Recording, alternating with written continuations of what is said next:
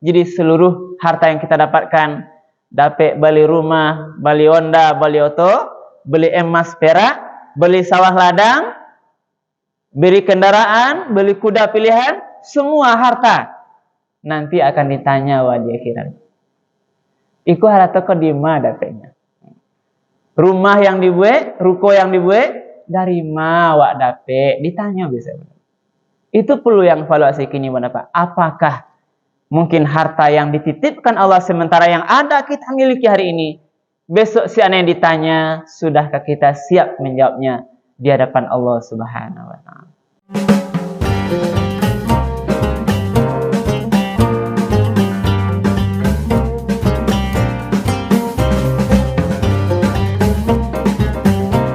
Bismillahirrahmanirrahim. Assalamualaikum warahmatullahi wabarakatuh. Alhamdulillahirabbil alamin alladzi ahyana ba'dama amatana wa ilaihin nusyur. Asyhadu an la ilaha illallah wahdahu la syarikalah wa asyhadu anna Muhammadan abduhu wa rasuluh sallallahu alaihi wasallam la nabiyya ba'dah. Faqala Allah ta'ala fil Qur'anil Karim, A'udzu billahi minasy syaithanir rajim. Bismillahirrahmanirrahim. Ya ayyuhalladzina amanu taqullaha wal tanzur nafsum ma qaddamat lighad wattaqullah innallaha khabirum bima ta'malun. Sadaqallahul azim. Bapak-bapak, ibu-ibu, hadirin jemaah salat subuh yang dimuliakan oleh Allah, marilah kita kembali sama-sama menyampaikan kalimat puji dan syukur. Alhamdulillahirabbil alamin. Segala puji bagi Allah Tuhan semesta alam, karena pada subuh yang penuh berkah ini kita bersama-sama masih bisa melanjutkan ibadah-ibadah subuh kita, dan alhamdulillah kita semua dalam keadaan sehat walafiat. Kan lesia sada Bapak Ibu, alhamdulillah. Dan mudah-mudahan seluruh rangkaian ibadah yang kita lakukan di subuh ini dibalas oleh Allah Subhanahu wa taala dengan pahala yang berlipat ganda. Amin ya rabbal alamin. Salawat dan salam kita doakan kepada Allah semoga disampaikan kepada Nabi kita Nabi Muhammad sallallahu alaihi wasallam yang telah meninggalkan Al-Qur'an dan sunnahnya sebagai pedoman hidup kita bersama.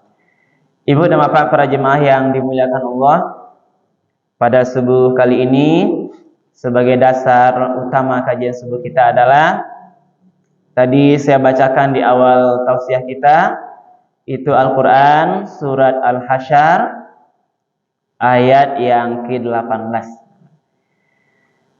Iko aco adanga ibu dan bapak ayat ini, itu ketika biasanya bicara ketika akhir-akhir pergantian tahun, persoalan kajian umur, karena ini sering dibaca. Inti dari ayat ini berapa adalah kita sebagai orang-orang yang beriman disuruh bertakwa kepada Allah.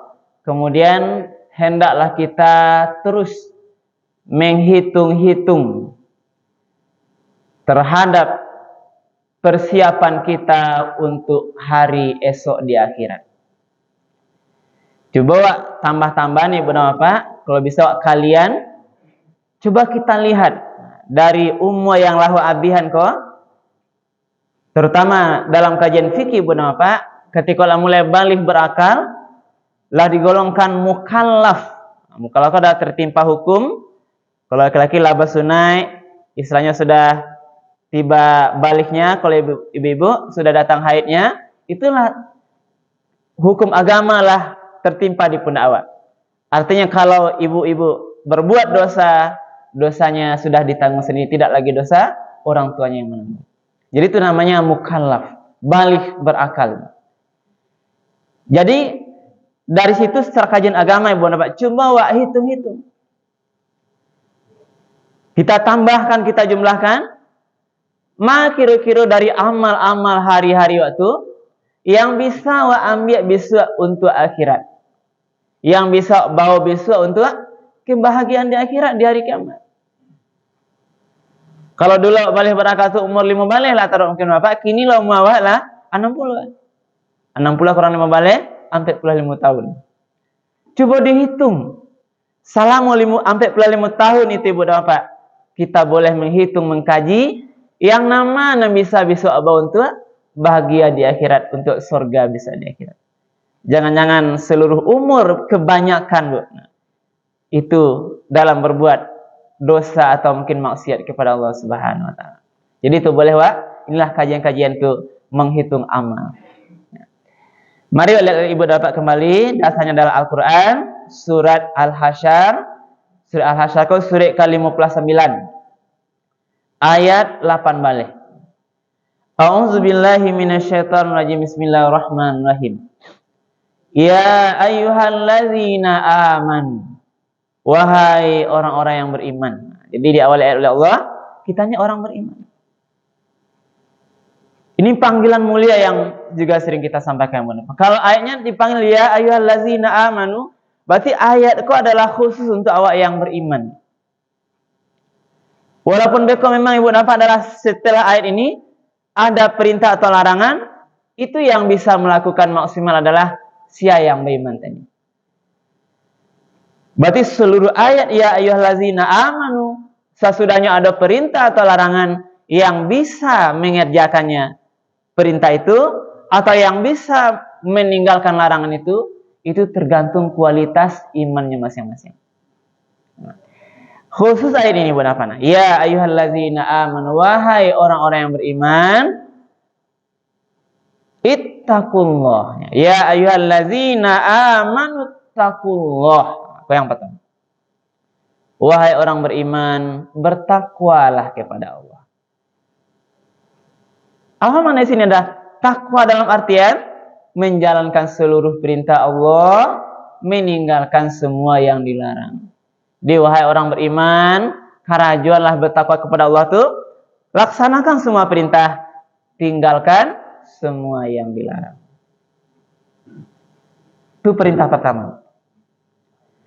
Lalu yang kedua, wal tanzur nafsun ma qaddamat lighad. Wal tanzur ini hendaklah melihat, wal tanzur nafsun, maka hendaklah masing-masing awak siapapun kita, pangkat jabatan awak Ibu dan Bapak, apapun aktivitas hari-hari, dimanapun kita berada, dari hari itulah mari wal tanzur, coba perhatikan, coba lihat. Nah, tanzur itu kan, unzur itu kan melihat. Nah, bisa makna renungkan, bisa makna menghisap diri, mengana-ngana diri, muhasabah ini bisa makna. Jadi hendaklah masing-masing diri melihat, memperhatikan, menghitung-hitung, memuhasabah diri awak masing-masing. Ma qaddamat lighad, terhadap apa qaddamat yang telah dia lakukan masa lalu itu untuk kebahagiaan lighadin nanti hari kiamat. Apa jonalah kerajuan yang bisa nanti kita hadirkan di hadapan Allah Subhanahu wa taala ketika nanti hari kiamat datang. Sebab kiamat datang yang benar apa? Nanti kita akan dikumpulkan kembali menghadap Allah Subhanahu wa taala.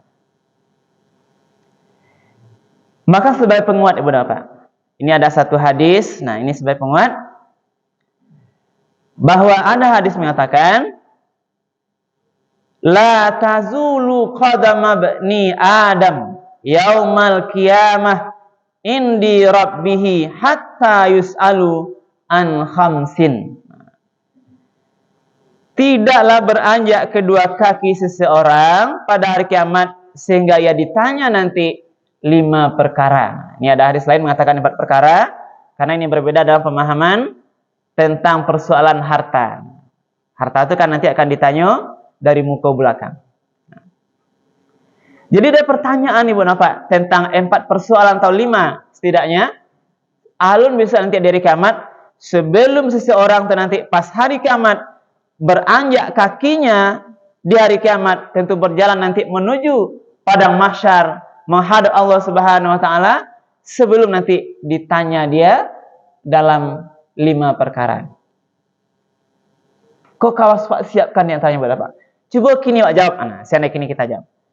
Seandainya hari kiamat itu nanti datang, kita menghadap Allah Subhanahu wa taala, kita belum akan beranjak kita belum berjalan kita lagi sebelum kita mempertanggungjawabkan di antaranya 5 persoalan.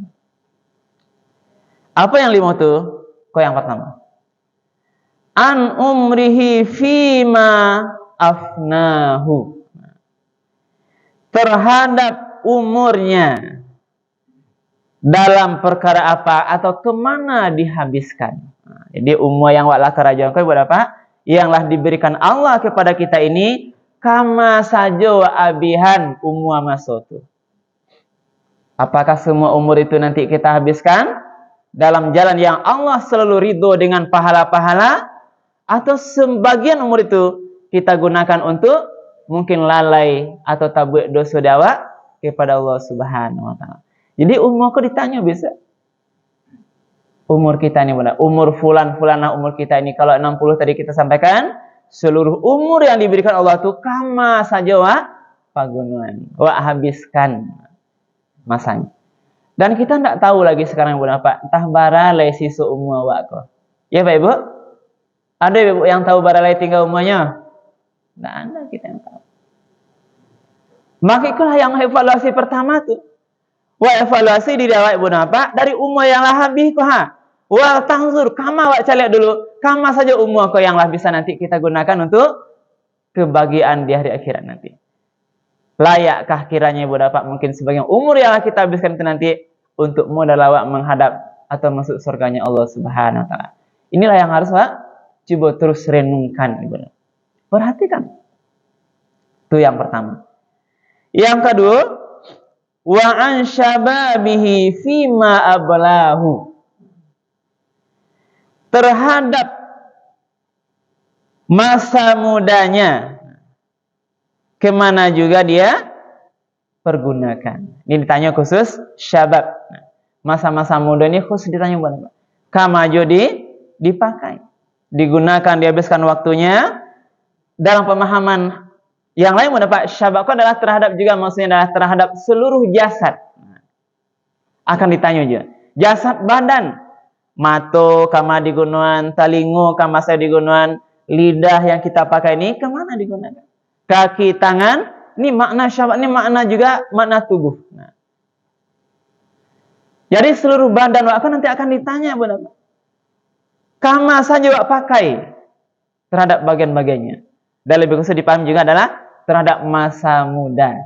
Jadi ditanya kok untuk evaluasi diri. Karena masa muda itu dipahami masa yang kita tuh labil.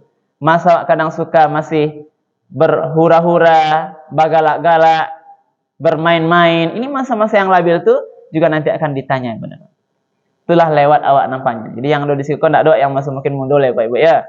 Sekarang kita sudah melebihi masa muda, sudah beranjak kepada masa tua. Jadi itu juga ditanya nanti terhadap masa mudamu atau terhadap badan jasadmu yang telah diberikan oleh Allah Subhanahu wa taala kemana digunakan. Apakah tangan yang diberikan ini mungkin banyak digunakan menolong orang lain? Lidah yang diberikan ini apakah banyak digunakan untuk memberikan nasihat-nasihat kebaikan pada orang lain? Atau lidahnya untuk banyak berbuat dosa, mungkin ada gunjingnya, ada hasadnya, ada fitnahnya dan sebagainya. Inilah bagian-bagian dari evaluasi yang perlu kita lihat Ibu. Yang ketiga, wa malihi min ainak tasabahu. Terhadap harta. Nah, ini harta ini yang tadi kita sampaikan, terhadap harta ini Ibu dan Bapak, rupanya tanyanya muka belakang. Yang pertama, wa malihi min aina tasabahu. Dari harta yang wadapi itu, bagaimana atau dengan cara apa kita mendapatkannya? Kalau kau ditanya wadapi dalam ini masalah kajian halal haram. Dari seluruh harta itu yang kita peroleh itu, bagaimana kita cara mendapatkannya? Apakah caranya mungkin cara yang halal, usaha tenaganya sendiri dengan pekerjaan yang halal, perdagangan yang halal, tidak ada penipuan, pekerjaan kantor yang halal, pegawai segalanya pun apa? Jadi seluruh harta yang kita dapatkan, dapat beli rumah, beli Honda, beli oto, beli emas perak, beli sawah ladang, beli kendaraan, beli kuda pilihan, semua harta nanti akan ditanya di akhirat. Iku harta kau di mana dapatnya? Rumah yang dibuat, ruko yang dibuat, dari mana wak dapat? Ditanya bisa. Itu perlu yang evaluasi kini Pak. Apakah mungkin harta yang dititipkan Allah sementara yang ada kita miliki hari ini, besok si anak yang ditanya, sudahkah kita siap menjawabnya di hadapan Allah Subhanahu wa taala? Inilah bagian namanya wal tanzur yang perlu kana-kana wa itu benar.